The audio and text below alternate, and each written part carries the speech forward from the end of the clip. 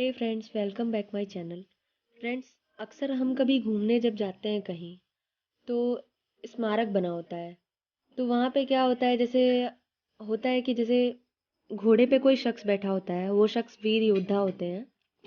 तो फ्रेंड्स, घोड़े की जो पोजीशन होती है उस हॉर्स की, वो अलग अलग होती है। तो उस पोजीशन का मतलब क्या होता है फ्रेंड्स? अगर वो जो घोड़ा है उसके चारों पैर जमीन पे हैं तो इसका मतलब है कि इस महान योद्धा की मृत्यु जो है वो नेचुरल रीजन की वजह से हुई है, यानी प्राकृतिक कारणों से हुई है। और योद्धा ने बहुत सक्सेसफुल लाइफ जिया, यानी सफल जीवन जिया है और सामान्य मृत्यु को प्राप्त किया है।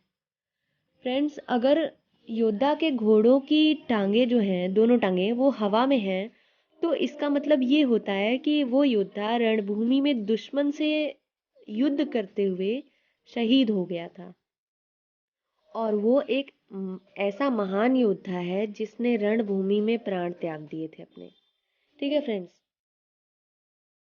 और अगर अगर फ्रेंड्स, यदि किसी घोड़े की एक टांग हवा में है और दूसरी वाली टांग जमीन पे है, तो इसका मतलब ये है कि वो योद्धा रणभूमि में युद्ध के दौरान गंभीर रूप से घायल हो गया था और युद्ध के दौरान शरीर में लगे घाव के कारण इस योद्धा की मृत्यु हुई थी।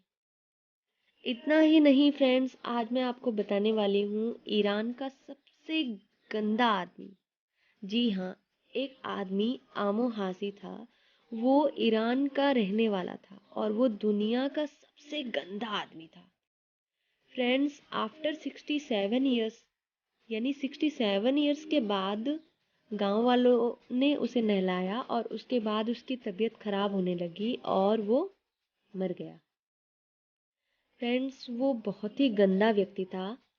और उसके बाद का रिकॉर्ड अब बनाने वाले हैं वाराणसी गांव के एक छोटे से गांव के एक व्यक्ति हैं, उनका नाम कैलाश उर्फ कालू सिंह है।